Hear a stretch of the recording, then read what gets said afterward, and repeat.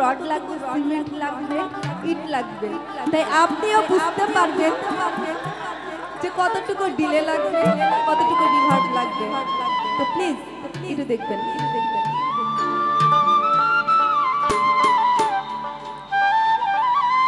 লালসাজি প্রতিটি গানে একটি কথা বলেছেন,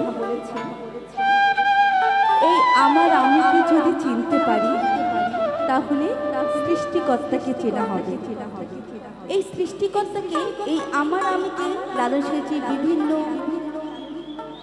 জিনিসের সঙ্গে উদাহরণ দিয়েছেন। যেমন একটি গান আছে, বাড়ির পাশে আরশিনগর, সেথা এক পড়শি বসত করে, আমি একদিন না দেখিলাম তারে। এই পড়শিকে যদি আমি চিনতে পারতাম তাহলে আমাকে চিনতে পারতাম। আরেকটি গানে বলেছেন, কে কথা কয়রে দেখা দেয় না, নড়ে চড়ে হাতের কাছে, খুঁজলে জনম ভোর মেলে না। তাই আমার আমিকে চেনাটা খুবই মুশকিল। আর এই আমার আমিকে চিনতে হলে একজন কামেলি মানুষের কাছে যেতে হবে, বায়াত গ্রহণ করতে হবে, তবেই গুরু আসল ভেদটা জানাবে যে কিভাবে আপনি আপনার নিজেকে চিনবেন, তাকে চিনবেন।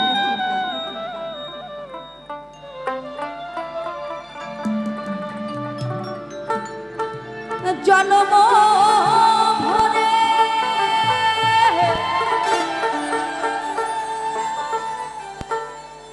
একদিন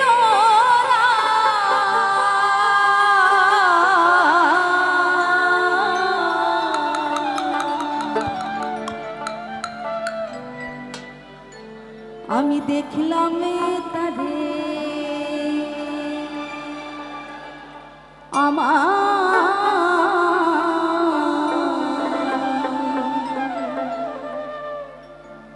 এই ঘরখানায় কে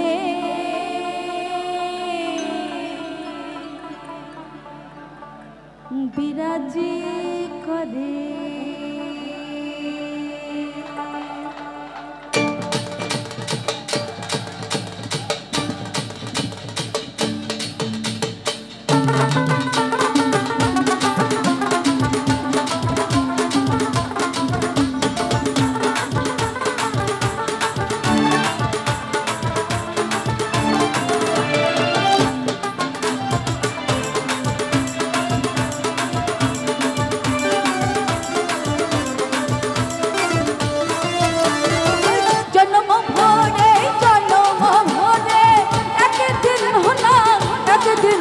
আমি দেখলাম তারে, আমার ঘরখানায় কে করে, আমার ঘরখানায় কে বিরাজ করে।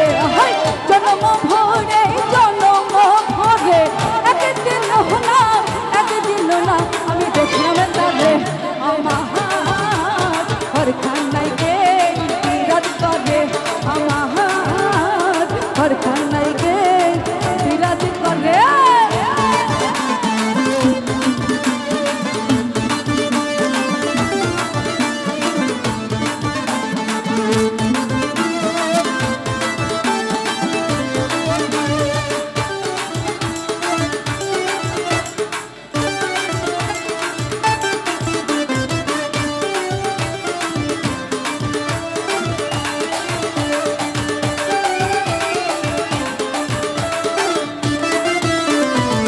নড়ে চড়ে নিশান কোহনে দেখতে পাইনে নয়নে, নড়ে চড়ে নিশান কোহনে দেখতে পাইনে নয়নে।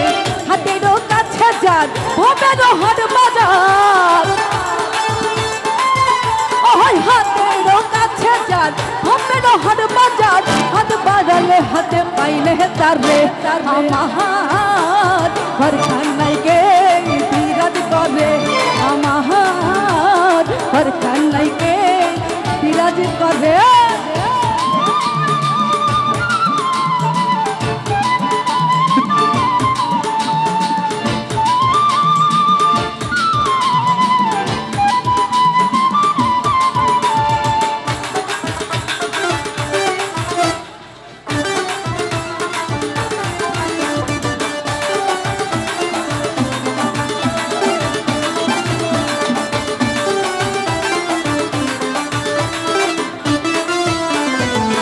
সবে বলে প্রাণ পাখি শুনে চুপে চেপে থাকি সবে বলে প্রাণ পাখি শুনে চুপে চেপে থাকি চল কি হুতাশন মাঠে কে পবন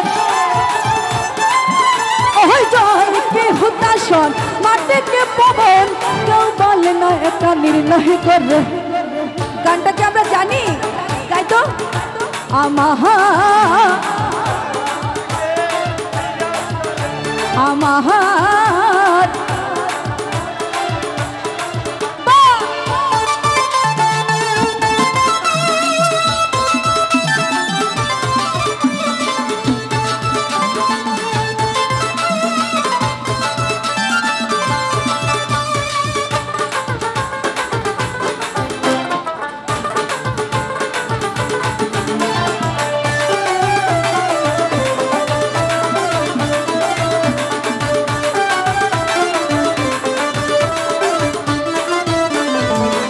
আপন ঘরে খবর হয় না বাঞ্চা করে বরকে চেনা আপন ঘরের খবর হয় না বাঞ্চা করে বরকে চেনা লালন হল পর বলতে পারো মেশা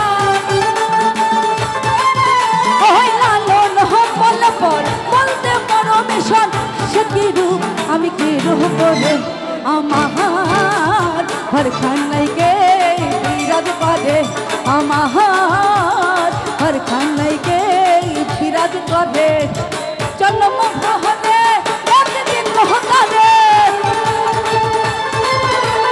জন্ম হলে একদিন হতারে একদিন আমি দেখলাম তাদের আমার ঘরখানায় গে বিরাজ করে আমার ঘরখানায় গে বিরাজ করে আমার ঘরখানায় গে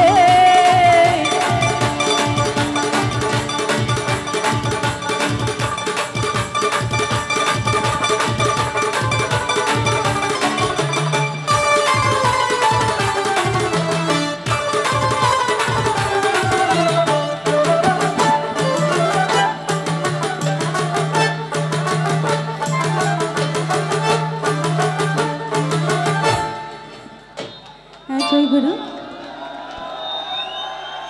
আপনারা ভুল ত্রুটি অবশ্যই ক্ষমা সুন্দর দৃষ্টিতে দেখবেন আসলে আমার জন্ম হয়েছে একটি সাধু পরিবারে আমার বাবা চেয়েছিলেন আমি গান গাই আর আমাদের পার্বতী বাউল তিনি আমাকে অনেক ভালোবাসেন মূলত দিদির কাছ থেকে আমার ঢংটা নেওয়া আর আমি মূলত একজন বিএসসি ইঞ্জিনিয়ার সিভিল টেকনোলজি সেই মানে লেখাপড়ার পাশাপাশি গানটাকে ধরে রেখেছি আমার বাবার জন্য আমার বাবা ডুগি একতারা হাতে তুলে দিয়েছেন এই নিয়ে দেশে এবং দেশের বাইরে আপনাদের দোয়াতে গান করে যাচ্ছি আমার গুরু বাউল আব্দুর রাজ্জাক সাই তার চরণধুলি মাথায় নিয়ে অনেকগুলো দেশে গিয়েছি এই লালন সাইজি বাণী পরিবেশন করার জন্য তো আপনাদের কাছে একটা অনুরোধ করব রাখবেন আপনারা সকলেই আশীর্বাদ করবেন আপনারা এত ভালো ভালো মনের মানুষ আমি যেন আপনাদের সামনে আবারও গান গাইতে পারি বারবার আপনাদের মাঝে ফিরে আসতে পারি আপনাদের ভালোবাসার মানুষ হয়ে কন্যা হয়ে কারো বোন হয়ে জয় গুরু